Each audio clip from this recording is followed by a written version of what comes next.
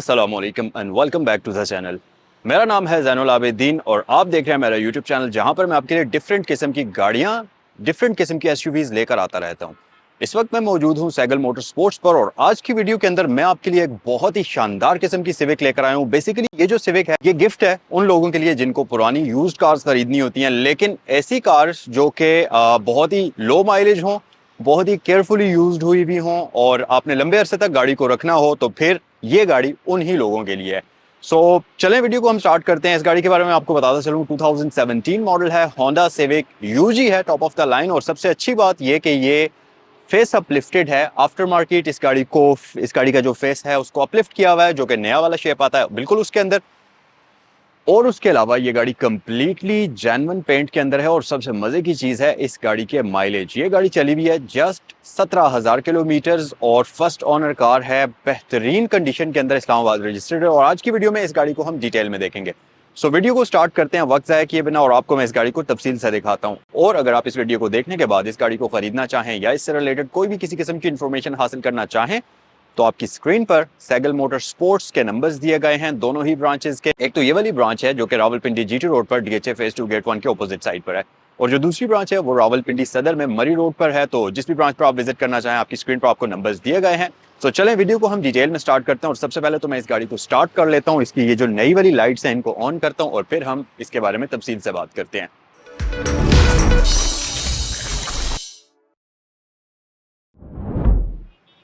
Guys आइए जी इसको हम जल्दी से स्टार्ट करते हैं।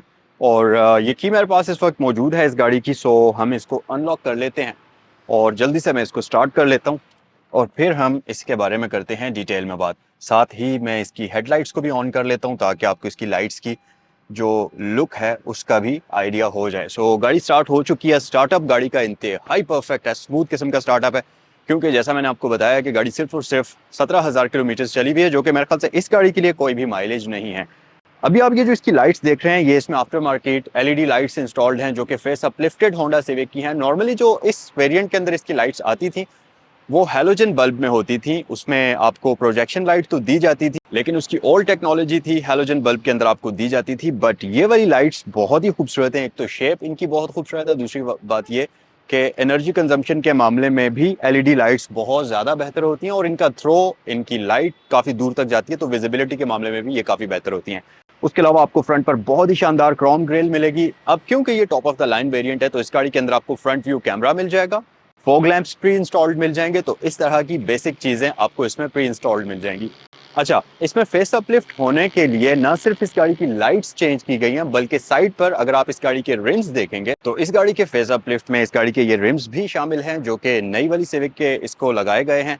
और रफली अगर ये फेस अपलिफ्ट की कॉस्ट रिम्स के साथ देखी जाए तो तकरीबन 4 से 5 लाख रुपए बनती है, जो कि आपको इस गाड़ी में बाद में नहीं करवानी पड़ेगी। उसके अलावा रिम्स की शेप बहुत ही खूबसूरत है, ये डार्क ग्रे कलर के अंदर आपको मिल जाएंगे। और प्लस गाड़ी में आपको वेंटिलेटेड डिस्क ब्रेक्स वगैरह मिल जाती हैं फ्रंट और बैक साइड पर। सस्पेंशन की बात करते चलें तो इस गाड़ी के अंदर फ्रंट पर मैकफर्सन आते हैं, बैक पर आपको मल्टी लिंक सस्पेंशन मिल जाते हैं। तो इस तरह की बेसिक चीज़ें आपको दी जाती हैं। उसके अलावा अगर गाड़ी की साइड लुक की बात करते चलें, साइड मिरर्स आपके पास बॉडी कलर कॉम्बिनेशन में आते हैं। एक और चीज़ मैं आपको बताऊं कि गाड़ी की अगर आप साइड लुक देखेंगे तो या आप इसको फ्रंट साइड से देखें या आप इसको दूसरी साइड से देखें तो एक बिल्कुल स्क्रैचलेस कंडीशन के अंदर ये गाड़ी है। और आप जब इसको चलाएंगे तो आपको बिल्कुल ऐसा लगेगा कि आप ब्रांड न्यू गाड़ी चला रहे हैं, क्योंकि एक तो फर्स्ट ओनर कार है, सिर्फ एक बंदे ने इस गाड़ी को चलाया हुआ, और सबसे मेन चीज़ ये कि बहुत एहतियात के साथ चलाया हुआ और गाड़ी का हर एक मैकेनिकल पार्ट बिल्कुल ऐसा है जैसा एक ब्रांड न्यू गाड़ी का होता है। उसके अलावा साइड लुक्स अगर आप इसकी देखेंगे तो बिल्कुल स्क्रैचलेस कंडीशन में है। अब यहाँ पर डोर लैचेस बॉडी कलर्ड हैं लेकिन आपके पास यहाँ पर स्मार्ट एंट्री सिस्टम इस गाड़ी के अंदर मिल जाता है। उसके अलावा क्योंकि ये top of the line variant है तो इसके अंदर आपको सनरूफ मिल जाएगा। उसके अलावा इस गाड़ी के अंदर लेदर सीट्स आपको मिल जाएंगी। तो इस तरह की बेसिक चीज़ें आपको इस गाड़ी के अंदर प्री इंस्टॉल्ड मिलेंगी। आइए गाड़ी की रियर साइड पर चलते हैं। जनाब रियर साइड की अगर बात करें तो यहाँ पर आपको बहुत ज़्यादा चेंजेस नज़र नहीं आएंगे। लाइट्स बिल्कुल बेसिक वाली हैं, वही सिविक की हैलोजन एलईडीज़ के कॉम्बिनेशन में सी शेप लाइट्स हैं। इसके साथ साथ आपको सिविक की ब्रांडिंग मिलेगी, 1.8 ओरियल की ब्रांडिंग यहाँ पर मौजूद है और बैक साइड पर नीचे आपके पास रिफ्लेक्टर्स भी मौजूद हैं।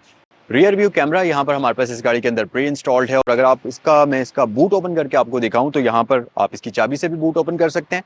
यहाँ नीचे आपको बटन मिलता है, वहां से भी ओपन कर सकते हैं और इसके दरवाजे में से भी ओपन कर सकते हैं। तो हम इसकी की से इसके बूट को ओपन करते हैं और ये अनलॉक होता है। ओपन आपको हाथ से ही इसको करना पड़ेगा। इसमें यहाँ पर ये इंसुलेशन जो आप देख रहे हैं ये इंस्टॉल्ड है, तो ये आपको इसमें बाद में नहीं लगवानी पड़ेगी। ये ओरिजिनली फैक्ट्री से इस गाड़ी के अंदर नहीं आती थी, बट इस गाड़ी के अंदर ये आपको इंस्टॉल्ड मिल जाएगी। उसके अलावा बूट इसका काफ़ी शानदार कंडीशन में है, बूट स्पेस अच्छी और डिसेंट किस्म की इस गाड़ी के अंदर मिल जाती है। प्लस इस गाड़ी का जो स्पेयर व्हील है ये भी अनयूज्ड है और ब्रांड न्यू कंडीशन के अंदर है। टूल किट यहाँ पर हमारे पास कम्प्लीटली मुकम्मल है। जो इसका ये पांचवा रिम है ये स्टील रिम इसमें आपको मिलता है, सिंपल अलॉय रिम इसमें आपको नहीं दिया जाता। सो आइए गाड़ी के इंटीरियर में चलते हैं। सो गाइस, गाड़ी के इंटीरियर की अगर हम बात करें तो इंटीरियर इस गाड़ी का बिल्कुल ब्रांड न्यू कंडीशन में है, क्योंकि ऑलरेडी ये गाड़ी 17,000 किलोमीटर चली हुई है तो ये 2017 का मॉडल, लेकिन बहुत ही लो माइलेज है। और ओवरऑल इसका जो इंटीरियर है बिल्कुल ऐसा है जैसा किसी भी ब्रांड न्यू कार का होता है। और मैं आपको इसका स्टार्टअप भी दिखा देता हूँ और साथ ही साथ मैं आपको इसके माइलेज वगैरह जो हैं उनके बारे में भी इंफॉर्मेशन दे देता हूँ।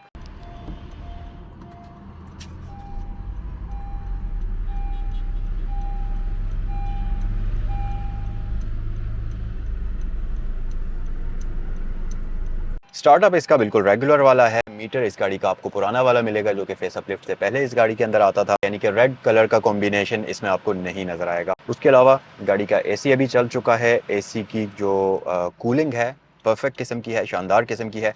इस गाड़ी के अंदर आपको डिजिटल क्लाइमेट कंट्रोल तो मिलता है, लेकिन अनफॉर्चुनेटली यहाँ पर ड्यूल जोन क्लाइमेट कंट्रोल नहीं है। प्लस अच्छी बात यह कि इस सिविक के अंदर आपको इलेक्ट्रिकल हैंड ब्रेक मिलती है ब्रेक होल्ड के साथ। और ऑब्वियसली पाकिस्तान के अंदर जब ये सिविक लॉन्च हुई थी, जब इसका ये वाली 10th जनरेशन, तो ये पाकिस्तान की पहली सेडान थी जिसमें आपको ये वाला फीचर दिया गया था। और स्टिल अभी तक कई गाड़ियों में जो कि इसकी कंपेटिटर हैं उनमें आपको इलेक्ट्रिकल पार्किंग ब्रेक नहीं मिलती, तो ये इसकी बहुत अच्छी बात है। प्लस इससे जो पिछली जनरेशन्स आती थी उसमें आपको प्रोग्मेटिक ट्रांसमिशन मिलती थी, यानी कि प्रोग्रेसिव शिफ्ट मैनेजमेंट सिस्टम उसको आप कह सकते हैं। बट इस गाड़ी के अंदर आपको सीवीटी ट्रांसमिशन मिलती है, जिसकी वजह से इस गाड़ी की जो ड्राइव है वो काफ़ी स्मूथ है। फ्यूल एवरेज इस गाड़ी की काफ़ी बेहतर है और सीवीटी ट्रांसमिशन ऑब्वियसली उसको मेंटेन करना भी काफ़ी ईजी है दूसरी वाली ट्रांसमिशन की निस्बत। उसके अलावा एक और चीज़ के इस गाड़ी का जो ये स्टीयरिंग रैक था इसको भी हाइड्रोलिक से चेंज करके इसको इलेक्ट्रिक कर दिया गया था। तो ऑब्वियसली इस जनरेशन में स्टीयरिंग रैक के कोई मसले तो आए थे, बट स्टिल इसमें वो जो हाइड्रोलिक ऑयल वाला इशू आता था, हाइड्रोलिक ऑयल लीक हो जाता था या इस तरह के मसले, तो इसमें आपको वो फेस नहीं करने पड़ेंगे। लेकिन इसका रिस्पॉन्स अगर मैं करोला के साथ कंपेयर करूँ तो बहुत क्विक है। इसका जो टर्निंग रेडियस है वो काफ़ी शार्प है और ये आपको एक मज़े का रिस्पॉन्स प्रोवाइड करती है, जैसा कि कोई भी स्पोर्ट्स कार आपको करती है नॉर्मली। उसके अलावा माइलेज आप इसके देख सकते हैं 17,974 किलोमीटर एग्जैक्ट अभी तक इस गाड़ी को चलाया हुआ है। बाकी हमारे पास यहाँ पर बेसिक इन्फॉर्मेशन है। अच्छा, स्टीयरिंग व्हील इसका जो है ये एडजस्टेबल है, तो इसको आप यहाँ से टिल्ट कर सकते हैं अपनी ज़रूरत के अकॉर्डिंगली। और ये टेलीस्कोपिकल भी है, तो आप इसको ऊपर या नीचे भी इस तरीके से कर सकते हैं। तो ये इसमें बड़ी ज़बरदस्त चीज़ है। और मटेरियल की अगर बात कर ली जाए तो स्टीयरिंग का जो मटेरियल है ये बेसिकली सॉफ्ट रबर टाइप का है। बहुत ज़्यादा प्रीमियम नहीं है, लेकिन स्टिल इतना ज़्यादा चीप भी आपको फील नहीं होता। ग्लॉसी पैनल्स आपको यहाँ पर मिल जाएंगे। इसके साथ साथ क्रूज़ कंट्रोल इस गाड़ी के अंदर आपको दिया जाता है, लेकिन इसमें कोई भी अनफॉर्चुनेटली एडॉप्टिव क्रूज़ कंट्रोल नहीं आता। यहाँ पर आपके पास सारे के सारे हेडलाइट्स के कंट्रोल्स आ जाते हैं जो कि मैनुअल हैं। इसमें ऑटो लाइट्स की ऑप्शन आपको नहीं मिलती। प्लस फॉग लैम्प के कंट्रोल उसके बिल्कुल साथ आपको मिल जाएंगे। और इस साइड आपके पास वाइपर कंट्रोल्स हैं और वाइपर्स भी इसमें बेसिक वाले ही आते हैं, इसमें कोई आपको ऑटोमेटिक वाइपर्स नहीं मिलते।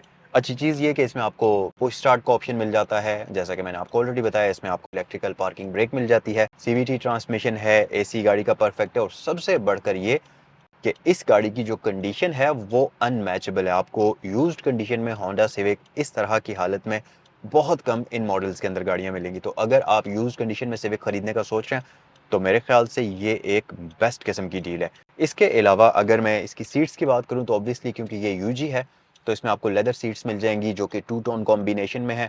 और स्टिल इसकी सीट्स की भी कंडीशन काफ़ी अच्छी है।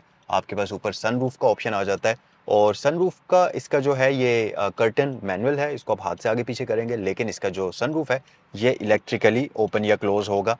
तो आप इसको यहाँ से टिल्ट भी कर सकते हैं और आप इसको यहाँ से ओपन और क्लोज भी कर सकते हैं। प्लस यहाँ पर आपके पास दो लाइट्स की ऑप्शन है जो कि हैलोजन बल्ब में है। इसका ये जो कैबिन मिरर है ये वही ओल्ड स्टाइल है, इसमें आपको ऑटो डिमिंग नहीं मिलती, ना ही ये बेजल लेस है। तो यहाँ पर थोड़ा सा ये कॉस्ट कटिंग कह लें या इसको इतना अच्छा मटेरियल भी इसका नहीं है। उसके अलावा इसका जो एंड्रॉयड सिस्टम है ये अब काफ़ी बेहतर है। और एक और चीज़ कि इसमें आपको इंटीरियर कैमरा भी मिलता है। तो आपने अगर कोई भी इस तरह की ऐप जिसमें वीडियो कॉलिंग होती है वो यूज़ करनी है तो आप आराम सुकून से इसमें यूज़ कर सकते हैं। उसके अलावा फ्रंट पर आपको इसमें 4 एयर वेंट्स मिल जाएंगे, 4 2 पैसेंजर्स के लिए, मतलब 2 एक साइड के लिए, 2 दूसरी साइड के लिए।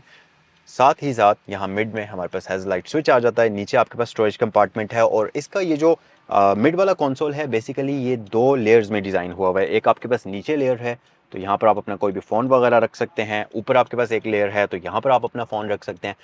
और अगर आपने उसको चार्ज पर लगाना है तो दरमियान में आपके पास थोड़ी सी स्पेस है जहाँ से आप अपनी केबल्स को ऊपर से नीचे लेकर जा सकते हैं और दरमियान में ऊपर आप अपना फ़ोन रख सकते हैं। इसके साथ साथ इको मोड है, यहाँ पर आपके पास ब्रेक और उसका ब्रेक होल्ड का ऑप्शन आ जाता है।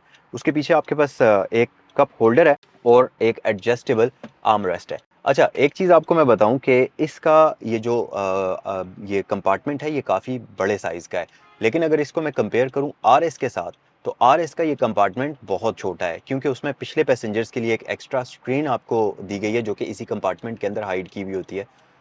तो उसका ये जो कंपार्टमेंट है ये इतना ज़्यादा प्रैक्टिकल नहीं है जितना इसका है। आप इसमें आराम से वॉलेट, फ़ोन, कोई भी चीज़ें आप यहाँ पर आराम से रख सकते हैं। प्लस ये जो आर्म रेस्ट है ये भी इसकी एडजस्टेबल होती है तो इसको आप अपनी उसके हिसाब से आगे पीछे मूव कर सकते हैं। मटेरियल इसका इतना अच्छा नहीं है, सॉफ्ट लेदर ही है लेकिन इतनी अच्छी क्वालिटी का नहीं है। सीट्स में आपको बता चुका हूँ इसमें लेदर वाली आती हैं। सेफ्टी के लिए आपके पास 2 एयर बैग्स इस गाड़ी के अंदर फ्रंट साइड पर मिल जाते हैं। तो ये है सारे का सारा मामला इसके इंटीरियर का फ्रंट साइड पर। उसके अलावा ऊपर आपके पास यहाँ पर मिरर मौजूद है और इस तरफ भी आपके पास मिरर मौजूद है दोनों साइड्स के ऊपर। सो आइए ज़रा रियर साइड पर चलते हैं और इस गाड़ी का रियर इंटीरियर भी मैं आपको डिटेल में दिखाता हूँ। अच्छा गाइस, होंडा सिविक की जो रियर सीट्स हैं इनमें आपको जो बैक साइड पर एक्चुअली कैपेसिटी है इसमें कुछ आपको अच्छी चीज़ें मिलती हैं और कुछ बुरी चीज़ें हैं। तो पहले हम अच्छी चीज़ों की बात कर लेते हैं। सबसे पहली चीज़ तो ये कि आप अगर इस गाड़ी की शेप देखें और बाहर से अगर आप इस गाड़ी की लुक देखें तो ये एक फास्ट बैक डिज़ाइन है जो कि जिसको आप स्लोपिंग रूफ भी कह सकते हैं। मॉडर्न गाड़ियों के अंदर ये डिज़ाइन फिलोसफी यूज़ की जाती है जो कि इस गाड़ी के अंदर भी है। लेकिन फास्ट बैक डिज़ाइन वाली गाड़ियों में ये एक प्रॉब्लम आती है हमेशा से कि उसमें आपका जो छत की स्पेस होती है और आपकी जो हेड स्पेस होती है वो इतनी ज़्यादा नहीं होती क्योंकि उसके रूफ का डिज़ाइन इस तरीके से होता है। बट इस गाड़ी के अंदर इसको अमेजिंग तरीके से डिज़ाइन किया गया और अगर आप देखें तो मेरी हाइट 5'9" के करीब है और स्टिल मेरे सर में और इसके रूफ में 4 इंचेस का अप्रॉक्सीमेटली गैप है। तो 6 फुट तक का बंदा आराम से इस गाड़ी के अंदर बैठ सकता है स्लोपिंग रूफ लाइन होने के बावजूद भी। इसके साथ साथ नी स्पेस आपके पास डिसेंट किस्म की है तो आप इस गाड़ी में आराम सुकून से लंबे सफ़र पर जा सकते हैं। सीट्स इसकी थोड़ी सी हार्ड हैं बट स्टिल यूजेबल हैं, आप इसमें आराम सुकून से लंबा सफर कर सकते हैं और आपकी आसानी के लिए आपको यहाँ पर एक अदद आर्म रेस्ट भी मिलती है जो कि काफ़ी सॉफ्ट है, काफ़ी कंफर्टेबल है, कुशनिंग इसकी बड़ी अच्छी है।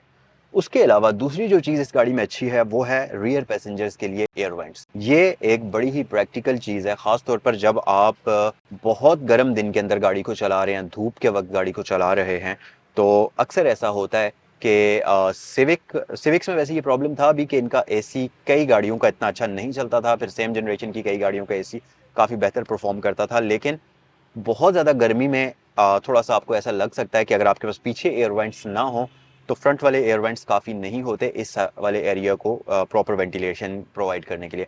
तो यहाँ पर आपके पास रियर पैसेंजर्स के लिए भी एयर वेंट्स मौजूद हैं तो आपके पास किसी किस्म का कोई वेंटिलेशन का मसला नहीं होगा। सर्दियों में तो चलो फिर भी बंदा मैनेज कर लेता है लेकिन गर्मियों में थोड़ा सा मुश्किल हो जाता है।